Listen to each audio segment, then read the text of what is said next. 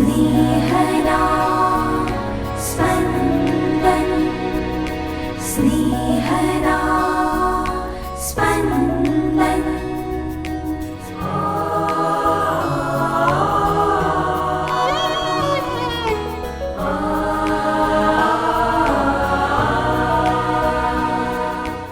તપઋતુનો 5મો રવિવાર. આપણી આસપાસ બનતી ઘટનાઓમાં ઈશ્વરનો મહિમા સમજવાની અને નિરખવાની શક્તિ આપણને ઈશ્વરના વચનોમાં શ્રદ્ધા રાખવાથી જ મળે.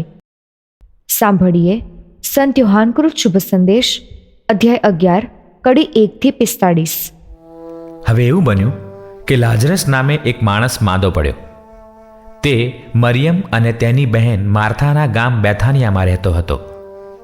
જે મરિયમે પ્રભુનો અત્તરથી અભિષેક કર્યો હતો અને તેમના ચરણ પોતાના વાળથી લૂછ્યા હતા, તે મરિયમનો ભાઈ લાજરસ માંદો પડ્યો હતો.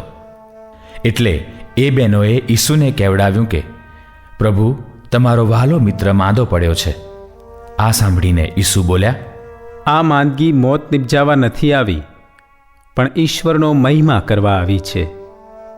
એને લીધે ઈશ્વરના પુત્રનો મહિમા થાય એ માટે આવી છે.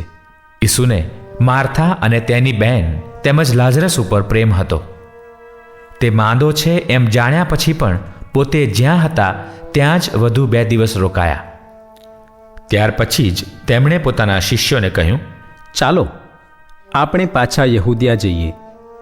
શિષ્યોએ કહ્યું, ગુરુજી, હજી હમણાં તો યહૂદીઓ આપને પથ્થરે મારી નાખવા તૈયાર થયા હતા, છતાં પાછા આપ ત્યાં જાઓ છો? ઈસુએ જવાબ આપ્યો, દિવસના 12 કલાક નથી હોતા? જો કોઈ દિવસે હરફર કરે છે તો તે ઠોકર નથી ખાતો, કારણ તેને આ જગતનો પ્રકાશ મળતો હોય છે. પણ જો કોઈ રાતે હરે ફરે છે તો તે ઠોકર ખાય છે, કારણ તેને પ્રકાશ નથી હોતો. આટલું કહીને તેમણે તેમને કહ્યું, આપણો મિત્ર લાજરસ ઊંઘી ગયો છે, પણ હું તેને જગાડવા જાઉં છું. ત્યારે શિષ્યોએ કહ્યું, પ્રભુ, જો તે ઊંઘી ગયો છે તો તેને આરામ થશે. જો કે ઈસુ તો તેના મૃત્યુની વાત કરતા હતા, પણ પેલા લોકો એવું સમજ્યા કે તેઓ સામાન્ય ઊંઘની વાત કરે છે. એટલે પછી ઈસુએ તેમને ફોડ પાડીને કહ્યું, લાજરસનું મરણ થયું છે. સારું થયું કે હું ત્યાં નહોતો. એ તમારા હિતમાં છે, એથી તમારી શ્રદ્ધા દ્રઢ થશે. પણ હવે ચાલો આપણે તેની પાસે પહોંચી જઈએ. ત્યારે થોમા અર્થાત જોડિયો પોતાના શિષ્ય બંધુઓને ઉદ્દેશીને બોલ્યો, ચાલો આપણે પણ જઈએ અને એમની સાથે મરણને ભેટીએ. હવે ઈસુ આવીને જુએ છે તો લાજરસને કબરમાં પોળે 4 દિવસ થઈ ગયા હતા. બેથાનિયા યરુશાલેમની પાસે જ હતું. પૂરા 2 કોસનું પણ અંતર નહોતું. અને ઘણા યહૂદીઓ માર્થા અને મરિયમ પાસે તેમના ભાઈનો ખરખરો કરવા આવ્યા હતા. ઈસુ આવે છે એવું સાંભળતાં જ માર્થા તેમને સામે મળવા ગઈ અને મરિયમ ઘેર બેસી રહી. માર્થાએ ઈસુને કહ્યું, પ્રભુ, આપ જો અહીં હોત તો મારો ભાઈ મરણ ન પામત. મને તો હજી પણ ખાતરી છે કે ઈશ્વર પાસે આપ જે કંઈ માંગશો તે ઈશ્વર આપને આપશે. ઈસુએ તેને કહ્યું, તારો ભાઈ પાછો સજીવન થશે. માર્થાએ કહ્યું, હું જાણું છું કે એ પાછો સજીવન થશે છેલ્લે દિવસે, પુનરુત્થાનને વખતે. ઈસુએ તેને કહ્યું, હું જ પુનરુત્થાન છું અને હું જ જીવન છું. જેને મારામાં શ્રદ્ધા છે તેનું મૃત્યુ થાય તો પણ તે જીવતો થશે. બલકે મારામાં શ્રદ્ધા રાખનાર કોઈ પણ જીવતો માણસ કદી મૃત્યુ નહીં પામે. તું આ માને છે? માર્થાએ કહ્યું, જી પ્રભુ, હું માનું છું કે જગતમાં આવનાર હતા તે ખ્રિસ્ત, ઈશ્વરના પુત્ર આપ જ છો. એટલું કહીને તે ચાલી ગઈ અને તેણે પોતાની બહેન મરિયમને ખાનગીમાં કહ્યું, ગુરુદેવ અહીં આવ્યા છે અને તને બોલાવે છે. એ સાંભળીને મરિયમ ઝટપટ ઉઠીને ઈસુની પાસે આવી. ઈસુ હજી ગામમાં આવ્યા નહોતા, પણ માર્થા તેમને જ્યાં મળી હતી ત્યાં જ હતા. જે યહૂદીઓ ઘરમાં મરિયમને દિલાસો આપતા હતા, તેઓ તેને ઝટપટ ઉઠીને બહાર જતી જોઈને એ કબર આગળ રડવા જાય છે એમ માની તેની પાછળ પાછળ ગયા. મરિયમ ઈસુ જ્યાં હતા ત્યાં આવી અને તેમને જોતાં જ તેમને પગે પડીને કહેવા લાગી, ગુરુદેવ, આપ જો અહીં હોત તો મારો ભાઈ મરી ગયો ન હોત.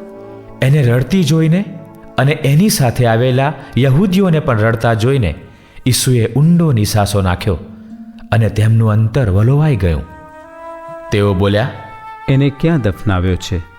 તે લોકોએ કહ્યું, ગુરુદેવ, આવીને જુઓ. ઈસુ રડી પડ્યા.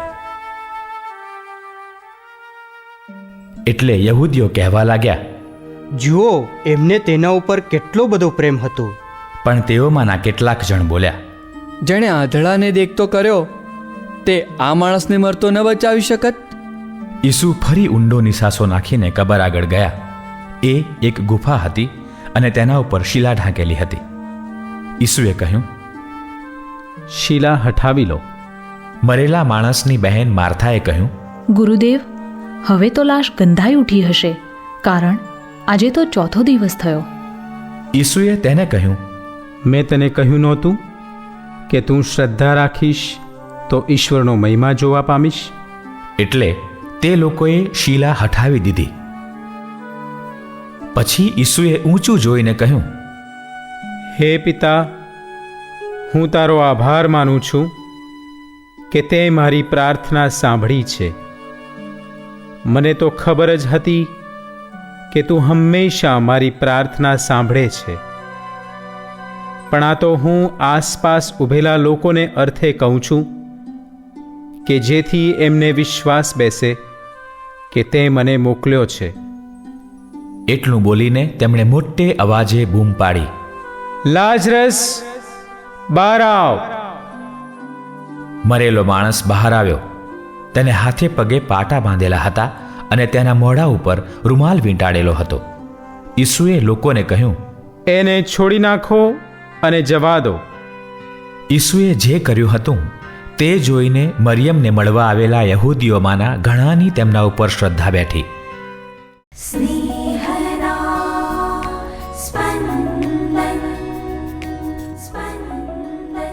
લાજરસને મરેલામાંથી ફરી જીવતો કરવામાં આવે છે એ અત્યંત જાણીતો ચમત્કાર એ આજનો શુભ સંદેશ. ઈસુ શિષ્યો સાથે લાજરસ માંદો છે એ વિશે વાત કરે છે ત્યારે ઈસુના બીમારી બાબતના વિચારો જાણવા મળે છે. બીમારી મૃત્યુ નિપજાવવા આવતી નથી. બીમારી ઈશ્વરનો મહિમા કરવા આવે છે. બીમારી દૂર કરવામાં પ્રભુની શક્તિનું પ્રગટીકરણ થાય છે. ઈસુ કોઈ પણ પ્રકારની બીમારી મટાડી શકે છે. ઈસુના મૃત્યુ વિશેના વિચારો છે કે મૃત્યુ ઊંઘ સમાન છે. આપણને ઊંઘનો અનુભવ છે. ઊંઘમાંથી આપણે ઉઠીએ છીએ ત્યારે નવું પ્રભાત પ્રગટ્યું છે. પૃથ્વી પરનું જીવન પૂરું થાય એ ઊંઘ. ઊંઘમાંથી ઉઠવું એ પુનરુત્થાન અને અનંત જીવન. પૃથ્વી પરનું જીવન ઈસુને કારણે અને મૃત્યુમાંથી પુનરુત્થાન પણ ઈસુને કારણે. આપણે ઊંઘવા જઈએ ત્યારે કેટલીક પ્રવૃત્તિઓ કરીએ છીએ જે આપણી શ્રદ્ધા વ્યક્ત કરે છે. દાખલા તરીકે મમ્મી સવારના નાસ્તા માટેની સામગ્રી તૈયાર કરીને રાખે છે. પપ્પા એલાર્મ ગોઠવે છે. આ પ્રવૃત્તિઓ દ્વારા આપણે શ્રદ્ધા વ્યક્ત કરીએ છીએ કે સવારે આપણે ઉઠવાના જ. એ જ શ્રદ્ધા આડકતરી રીતે પુનરુત્થાનમાં પણ વ્યક્ત કરીએ છીએ કે પૃથ્વી પરનું જીવન પૂરું થયે આપણું પુનરુત્થાન થવાનું જ. ઈસુ આવી શ્રદ્ધા રાખવાનું આપણને કહે છે. લાજરસ બીમાર હતો ત્યારે ઈસુ વધુ 2 દિવસ માટે આવવાનું ટાળે છે, પણ મૃત્યુ પામેલા લાજરસને દફનાવવા માટે પણ નથી આવતા. ઈસુ આવે છે 4થે દિવસે, જ્યારે યહૂદી સંસ્કૃતિ મુજબ પ્રાર્થના સભાનો દિવસ છે. દફન વિધિમાં હાજર ન રહી શકનાર પ્રાર્થના સભાના દિવસે તો આવે જ, એટલે મળવા આવનારાઓની સંખ્યા મોટી. યહૂદી સંસ્કૃતિમાં એવું પણ માનવામાં આવતું કે કબરમાંનો મૃતદેહ 4થે દિવસે સડી જાય. ઈસુ એવા લાજરસને ફરીથી જીવતો કરે છે. અશક્ય લાગે છે, પણ ઈસુએ કરેલો ચમત્કાર છે. ચાલો ઈસુમાં શ્રદ્ધા રાખીએ.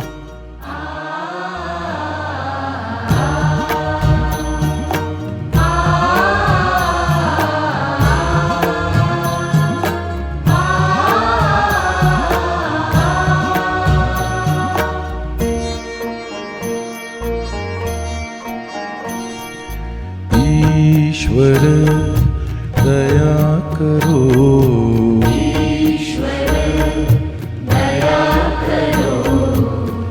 ईश्वर दया करो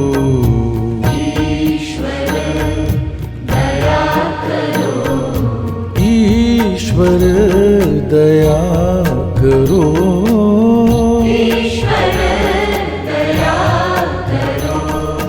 ईश्वर ईश्वर ईश्वरा ईश्वर ईश्वर ईश्वरा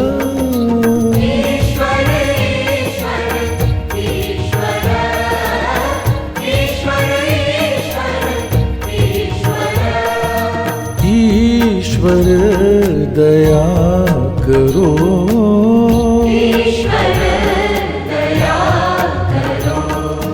ईश्वर दया करो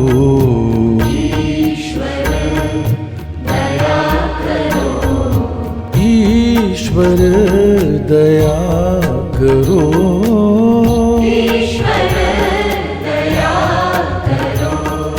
ईश्वर दया करो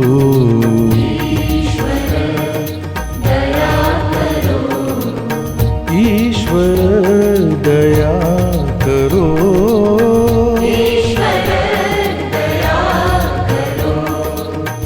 ईश्वर दया करो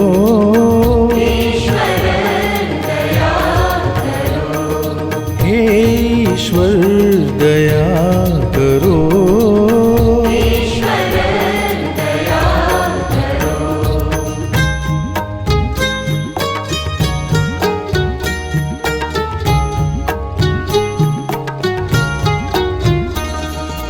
हे यीशु दया करो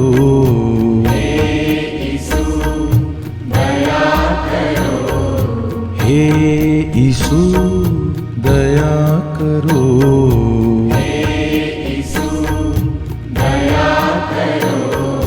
हे यीशु दया करो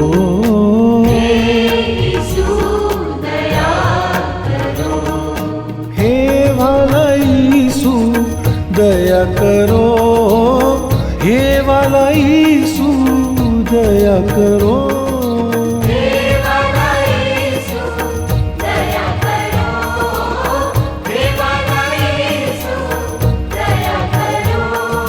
हे यीशु दया करो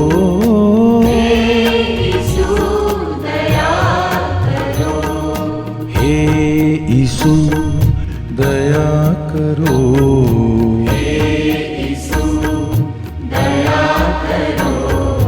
हे यीशु दया करो